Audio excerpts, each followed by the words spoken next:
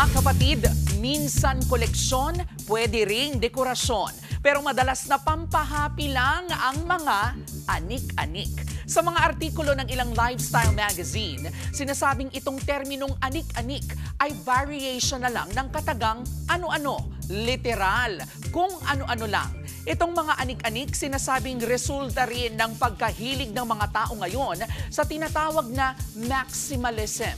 Ayon nga po sa artikulo ng Medium.com, sinasabi ni Professor Felipe De Leon Jr. ng UP na by nature, tayo pong mga Pinoy, maximalist talaga.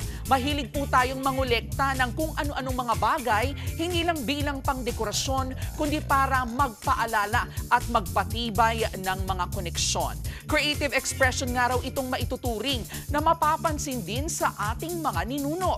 Mas umigting pa ang pagkahilig natin sa mga anik-anik dahil sa pagsulpot ng mga cute na mga collectible tulad ng nauuso rin ngayong mga labubu.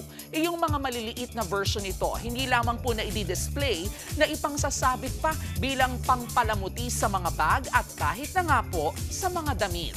Ang mga anik-anik, paalala na tulad ng K-alaman ang pagiging masaya sa isang bagay basta hindi nakakasama sa kapwa ay K-yamanan. K-okay. Mga kapatid, ito po ang inyong K-alaman Queen, Kalad Karen. Always remember na ang K-alaman ay K-yamanan. Kaya para sa latest showbiz news at dagdag impormasyon, mag-follow at mag-subscribe sa social media pages ng News 5. Okay?